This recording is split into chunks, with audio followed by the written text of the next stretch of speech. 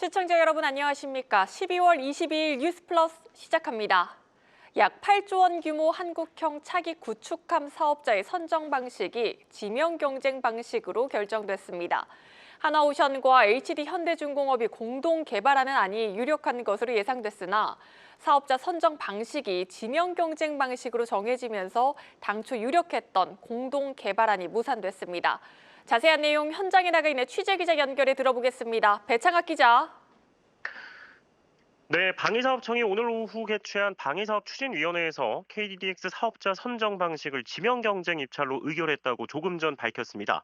거듭된 파행으로 2년 넘게 지연된 사업 일정을 앞당기기 위해 수의계약 또는 공동개발을 택해야 한다는 주장에 공정성을 잣대로 선을 그은 겁니다. 예상과 다른 결론이 나오자 군뿐만 아니라 업계 관계자들도 당황한 기색이 역력한 상황입니다. 방사청은 이번 방추위에서 경쟁을 통해 상세 설계와 선도함 건조 수행 업체를 정하기로 했지만 구체적인 사업 추진안은 추후에 정하겠다고 설명했습니다. 방사청 관계자는 경쟁 시 전력화 시점이 더 늦어질 것이란 지적에 최대한 빠르게 사업 추진안을 구체화할 것이라며 늦어도 1분기에는 관련 안건을 상정하겠다라고 강조했습니다. 이어 입찰 공고와 제안서 평가 등을 거쳐 내년 연말 안에 계약을 맺는 것이 목표라고 말했습니다. 네, 경쟁을 하게 된다면 한화오션과 HD현대중공업 중에서 한화가 더 유리한 것 아닙니까? 네, 이론상으론 그렇습니다. 일단 HD현대중공업은 방사청으로부터 과거 KDDX 군사기밀 유출에 따라 사업 입찰 참여 시 보안 감점이라는 처벌을 받고 있습니다. 군함의 경우 사업 특성상 소수점 차이로 수주와 실주가 가려지기에 경쟁 시 보안 감점을 적용받지 않은 한화가 유리한 것이 사실입니다. 다만 변수가 생겼습니다. 이용철 방사청장이 이재명 대통령에게 사업자 선정 과정에서 복수 사업자를 정할 수 있도록 해달라며 복수 낙찰제 도입을 건의하면서입니다. 당장은 경쟁으로 가기로 한 만큼 한화가 단일 업체로 선정될 가능성이 크지만 앞으로 복수 낙찰제를 시행하게 되면 이야기가 달라질 수 있습니다. 내년 1분기 상정될 사업 추진안 구체화 안건에 복수 낙찰제 적용이 포함되면 한화뿐 아니라 HD현대도 사업자로 같이 선정될 수 있습니다. 실제로 방사청은 최근 HD현대중공업의 보안 감점 적용 기간이 늘어난 것을 두고 보류 여부를 검토 중이라며 양사를 동일 선상에 놓을 수 있다고 시사했습니다. 상세 설계와 선도함 건조를 단일 업체가 한다고 하더라도 남은 5척을 건조할 때 복수 낙찰을 통해 두 업체 일감을 나눠줄 길도 열어둔 겁니다. 지금까지 용산 국방부청사에서 한국경제TV 배창학입니다. 사실상 원금을 지키며 은행 예적금 금리보다 높은 수익을 낼 수 있는 종합투자계좌 IMA 상품이 출시 직후 큰 인기를 끌고 있습니다. 한국투자증권에 이어 미래에셋증권도 오늘 IMA 상품을 출시하며 투자자들의 관심을 끌어모으고 있는데요. 위기감을 느낀 은행권은 현 상황을 예의주시하며 수신 방어에 적극적으로 나서고 있는 모습입니다. 자세한 내용 경제부 김보미 기자와 짚어보도록 하겠습니다. 김 기자, 워낙 초기인 만큼 아직까지는 잘 모르시는 분들도 많으실 것 같아서 한 번 더 짚고 넘어가겠습니다. IMA가 어떤 상품이길래 은행권도 이렇게 긴장하고 있는 겁니까? 네, 우선 증권사가 망하지 않는 한 원금을 보장받을 수 있다는 점이 은행 예금과 비슷한 부분입니다. 물론 은행 예금의 경우 예금자 보호법으로 보호를 해주고 있지만 증권사 IMA는 법으로 원금을 보장해주진 않습니다. 다만 만기 시점에 증권사가 파산하거나 영업정지 같은 지급의무 불이행 사태를 맞지 않는 한 원금을 내어줄 수 있도록 상품 구조가 설계돼 있습니다. 기존 수익률은 현재 은행 예금보다 약 1%포인트가량 더 높습니다. 증권사 IMA의 경우 예금과 다르게 초과 수익이 날 수도 있는데요. 이때에는 초과 수익금을 증권사와 고객이 4대6 혹은 3대7로 나눠 갖게 됩니다. 만기는 상품에 따라 다른데 현재 한국투자증권의 경우 2년, 미래에셋증권은 3년으로 잡혀 있습니다. 네, 국내 초대형 증권사가 2, 3년 내에 갑자기 망할 가능성은 높지 않을 테고 원금을 돌려받으면서 연 4%의 금리까지 준다고 하니까 매력적인 상품인 건 분명해 보입니다. 실제로 은행권에서 대규모 자금 이탈 조짐이 현재 나타나고 있는 상황인 겁니까? 네, 일단 단기적으로는 은행권이 위협받을 정도로 수신 자금이 대거 빠져나가는 일은 없을 것으로 보고 있습니다. 은행과 증권, 고객층 자체가 다르기 때문에 이 업권 간 고객 자금 이동이 생각보다 쉽게 이뤄지지는 않을 것이라는 게 그 이유인데요. 실제로 은행권 관계자는 은행 고객과 증권 고객은 성향 자체가 다르다라면서 은행을 주 거래처로 삼는 고객은 은행 상품 내에서 움직이지 쉽게 증권사로 넘어가지는 않는 경향이 있다라고 전하기도 했습니다. 여기에 IMA 상품이 갖고 있는 한계도 자금 이탈이 크지 않을 것으로 보는 이유 중 하나로 꼽혔는데요. 현재 한국투자증권 그리고 또 미래에셋증권에서 내놓은 IMA 상품 구조를 보면 각각 2년 그리고 3년 폐쇄형으로 중도 해지, 인출 자체가 불가능합니다. 현금 유동성을 원하는 사람들이라면 IMA의 폐쇄형 구조가 가입 장벽으로 느껴질 수 있다라는 겁니다. 이외에도 은행권은 시장 금리가 오르면서 예금 평균 금리 역시 연 3%대 수준으로 비교적 높게 형성돼 있고 또 원금이 보장되는 지수 연동 예금 ELD 역시 금리 면에서 IMA와 크게 차이가 나지 않는다라면서 상품 경쟁력 측면에서 크게 밀리지 않을 것으로 봤습니다. 다만 장기적으로는요. 적극적으로 자산을 증식하려는 수요가 지속적으로 늘고 있는 만큼 머니무브 가능성에 대해서 경계를 하고 있는 상황이고요. 다양한 수신 방어 전략도 고민하고 있습니다. 네, 폐쇄형으로 설정된 IMA의 경우 중도 해지가 불가능한 만큼 신중하게 투자를 결정하셔야겠습니다. 은행권 일단 표면적으로는 아직까지 경쟁력에서 크게 밀리지 않는다. 자금 이탈 조짐 크지 않다라고는 하지만 과연 실제로 그럴지 의문인데요. 게다가 또 요새는 간편 결제 시장도 굉장히 커지고 있고요. 예적금보다는 주식이나 코인 투자 비율도 굉장히 늘고 있는데 은행권들 수신 확보 전략 이쯤이면 다각화해야 할 필요성이 굉장히 커진 것 아닙니까? 네, 맞습니다. 사실 과거에는 이 유동성 잔액을 은행이 거의 흡수를 했지만 지금은 간편결제 충전이나 말씀하신 것처럼 또 증권사 IMA도 있고 주식 코인 투자 등 위험 요소가 날로 늘면서 은행들도 장기적인 수신 확보 전략을 다양하게 고민을 하고 있는 상황입니다. 예적금만 보더라도 고객의 적극적인 참여를 유도하는 상품들이 속속 등장을 하고 있습니다. 이 국민은행의 공동구매 정기 예금이 대표적인데요. 고객이 많이 모여서 전체 가입 금액이 쌓이면 쌓일수록 높은 금리를 제공하는 구조입니다. 1년 만기 기준으로 최종 판매 금액이 1,000억 원 이하이면 연 2.75%, 그리고 1,000억 원을 넘어섰다면 연 2.85% 금리를 적용해 주는데요. 사람들이 많이 모이면 모일수록 높은 금리를 받을 수 있기 때문에 주변 지인들에게 소개하고 또 같이 가입하는 사례가 늘면서 1차, 2차에 무려 3조 원에 육박하는 자금이 몰린 것으로 나타났습니다. 네, 은행은 자금을 많이 끌어들일 수 있어서 좋고 소비자는 금리를 더 높일 수 있어서 좋고 그야말로 윈윈인 거네요. 네, 맞습니다. 그리고 또 다른 사례를 보면 고객에게 조금이라도 더 유리하도록 이자 지급 구조를 아예 바꾼 상품도 있습니다. 토스뱅크의 먼저 이자 받는 정기예금이 대표적인데요. 보통 예금이든 적금이든 만기 때 한 번에 이자를 받는 게 일반적인데 토스뱅크는 가입 즉시 1년치 이자를 먼저 받을 수 있도록 구조를 짰습니다. 금리는 연 2.8%로 1,000만 원 가입 시 세전으로 약 28만 원 이자를 즉시 받아서 투자에 활용하거나 또 다른 필요한 곳에 활용할 수가 있도록 만들었습니다. 자동차나 그리고 유통 등 다른 업권과 손을 잡는 곳도 있는데요. 신한은행은 지난 15일 현대차와 MOU를 맺고 현대차 구매를 원하는 신한은행 고객에게 금리 우대 혜택을 주는 방식의 적금 출시를 내년 초에 계획을 하고 있습니다. 이처럼 은행들은 수신 이탈을 막기 위해서 저마다 다양한 방식을 택하고 있는데요. 금융 소비자들로서는 자금을 굴릴 수 있는 선택지가 다양해지고 있다. 이렇게 볼 수 있겠습니다. 네, 여기까지 듣겠습니다. 경제부 김보미 기자였습니다.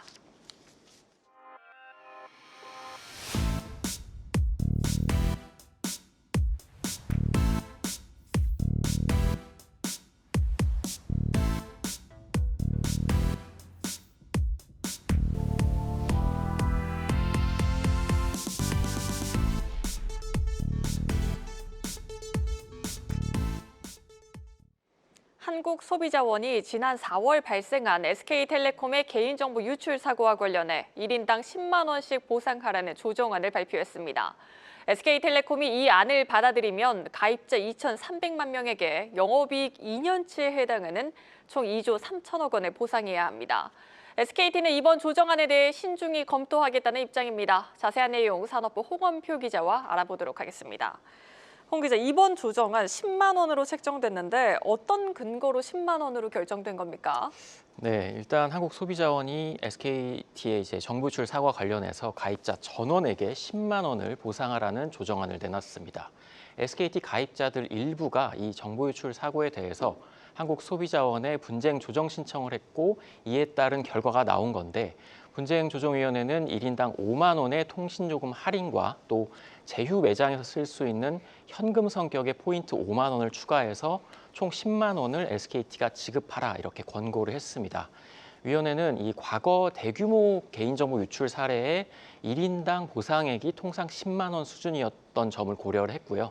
이 때문에 이제 전체 피해자 보상의 필요성이 있고 또 조정안을 수락할 가능성을 높일 방안을 감안해서 금액을 10만 원으로 결정했다 이렇게 설명을 했습니다. 일단 분쟁조정위는 이 조정을 신청하지 않은 피해자들 전원에게 보상이 돌아가야 한다는 입장을 밝히고 있습니다. SKT의 이 정보 유출 피해자는 약 2,300만 명인데 SKT가 이번 결정문을 받은 날로부터 15일 안에 수용 여부를 결정을 해야 됩니다. 하지만 이 조정안이 강제력이 없기 때문에 SKT가 받아들일지는 미지수입니다.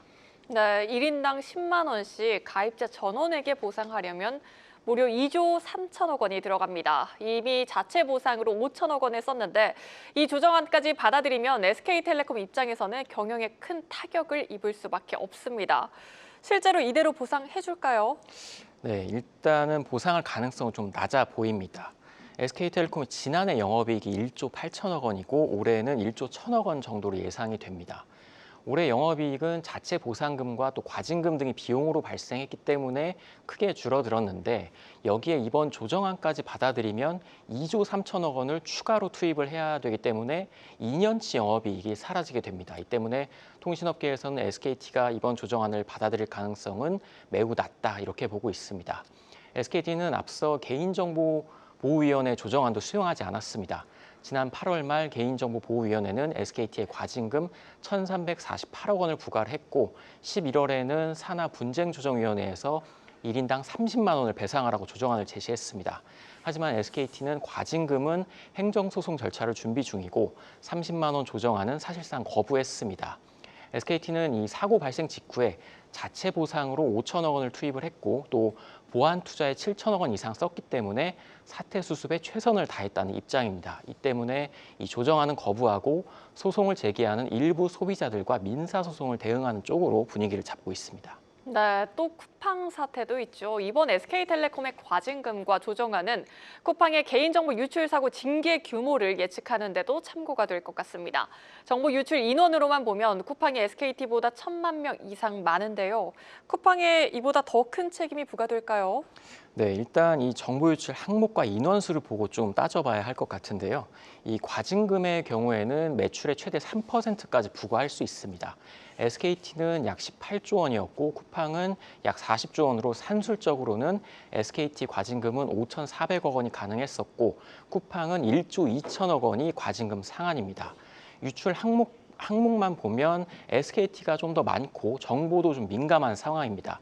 SKT의 유출 항목은 가입자 식별번호인 IMSI, 또 단말기 식별번호, 그리고 전화번호와 기타 유심 관련 정보 등이 있고요. 쿠팡은 이름과 이메일, 전화번호, 또 배송 주소, 주문 이력 정보 등이 포함이 됐습니다. 쿠팡은 이 신용카드 번호나 결제 수단 비밀번호 등은 유출되지 않았다고 설명을 했는데 일단 SKT의 경우 사고 발생 초기에 1조 원이 넘는 보상안과 또 보안 투자 등을 적극적으로 소명해서 이 과징금이 상한보다는 한참 적은 1,300억 원대로 나왔습니다. 한편 쿠팡은 사고 발생 이후에 별다른 수습 조치를 하지 않고 있다는 점에서는 좀 극명한 차이가 있습니다. 정보 유출 인원수는 쿠팡이 약 3,400만 명으로 SKT보다 1,000만 명가량 많습니다. 이번에 소비자원의 조정안과 똑같이 10만 원을 보상하라 이렇게 나온다면 쿠팡은 3조 4천억 원을 보상을 해야 합니다. 다만 SKT와 쿠팡이 사고 발생 이후에 이 수습 과정에서 큰 차이를 보이고 있다는 점은 과징금이나 조정안에도 좀 부정적으로 반영될 것으로 보입니다. 네, SKT에 이어 쿠팡의 최종 보상까지 지켜봐야겠습니다. 산업부 홍원표 기자였습니다.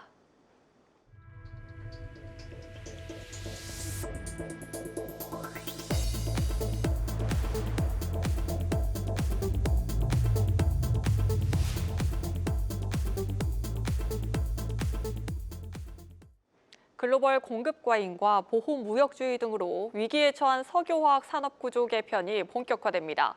국내 3대 석유화학 단지에 있는 16개 석화 기업이 정부의 사업 재편안을 모두 제출하면서 석화업계 체질 개선을 위한 구조 조정 작업이 더욱 탄력을 받게 된 건데요.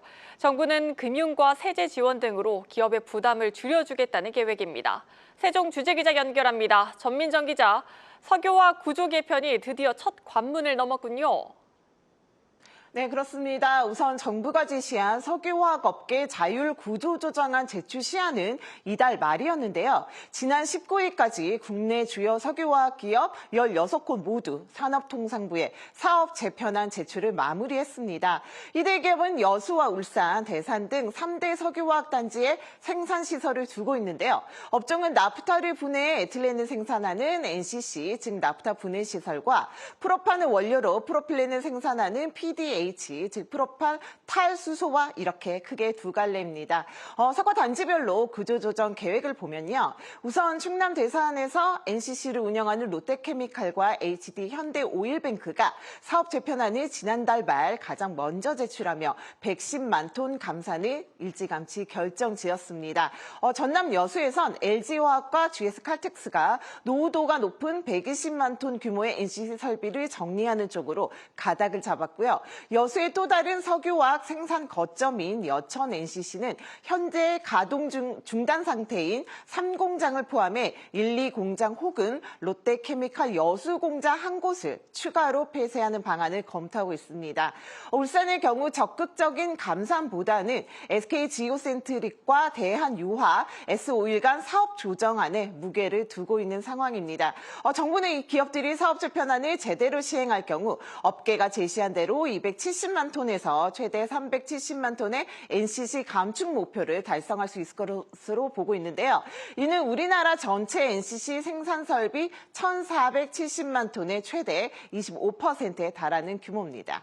네, 오늘 오후 김정관 산업부 장관이 주요 석화기업 CEO들과 관담회를 가졌는데요.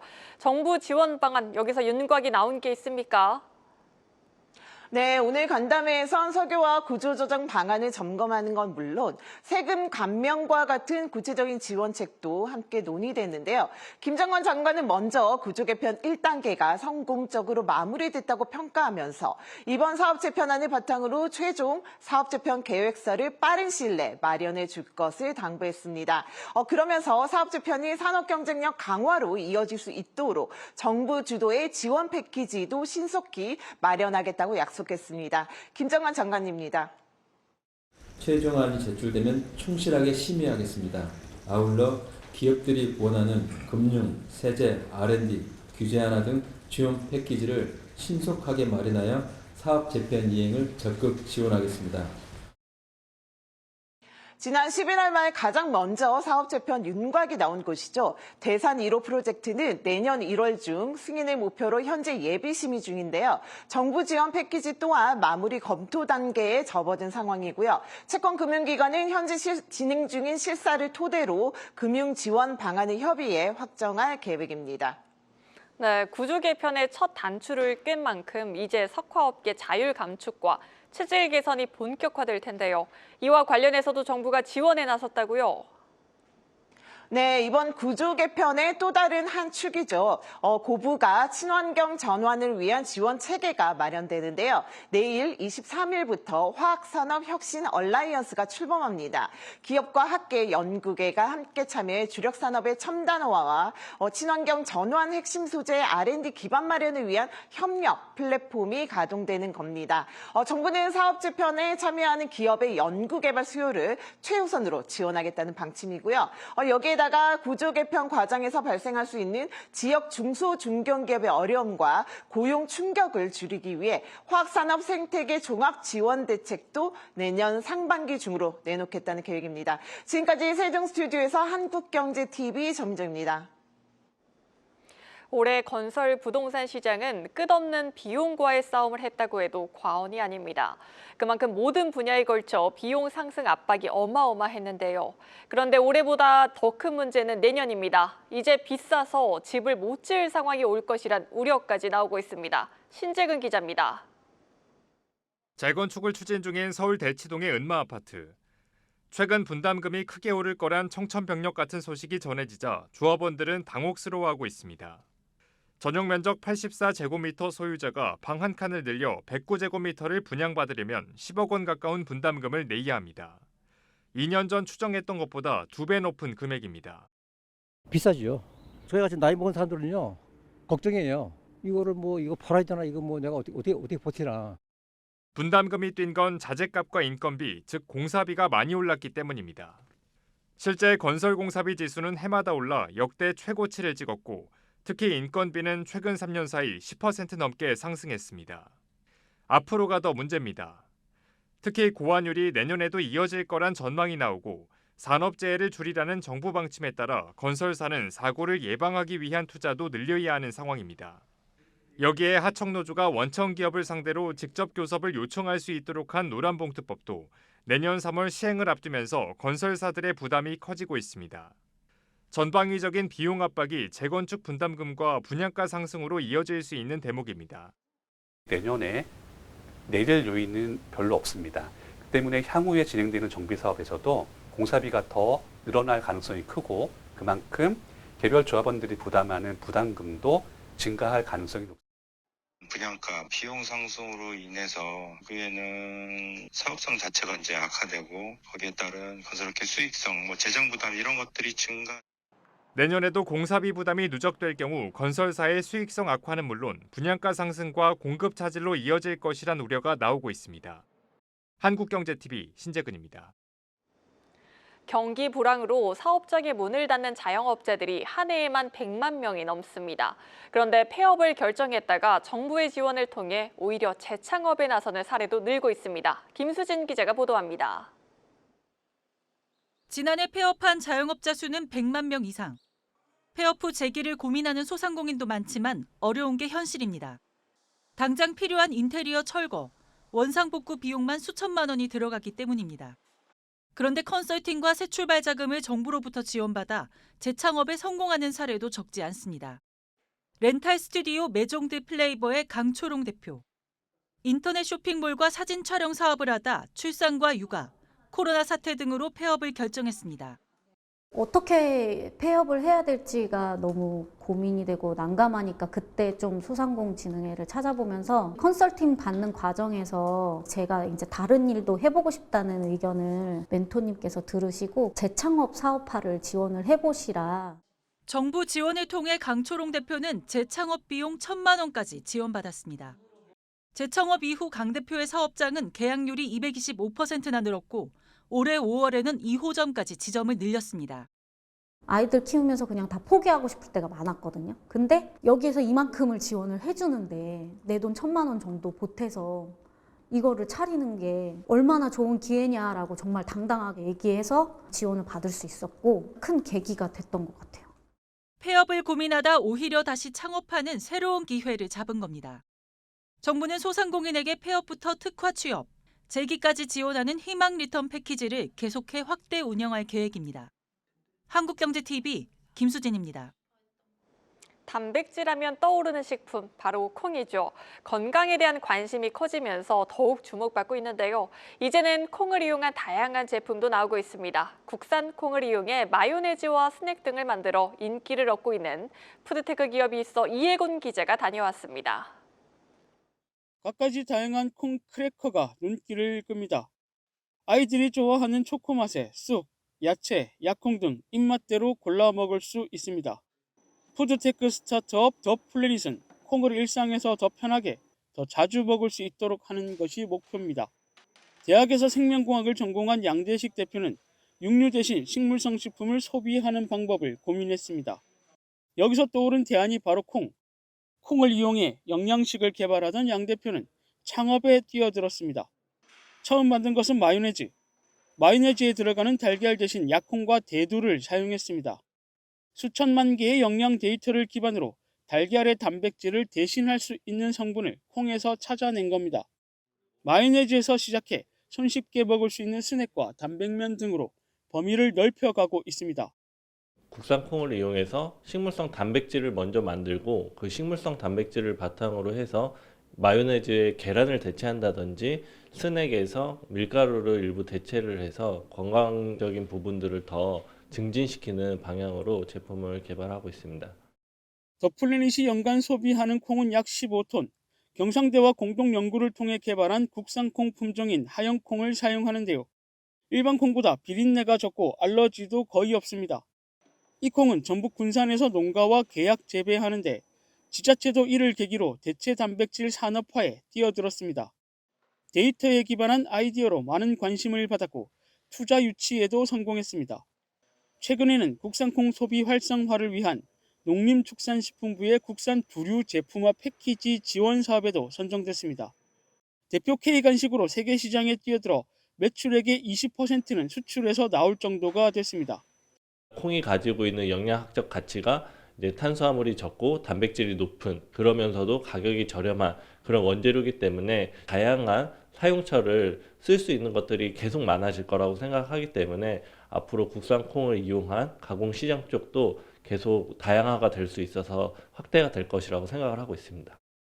다양한 제품이 많아질수록 국산콩 시장도 더욱 활성화될 것으로 기대를 모으고 있습니다. 한국경제TV 이혜곤입니다. 월요일 뉴스를 마칩니다. 시청해주신 여러분 고맙습니다.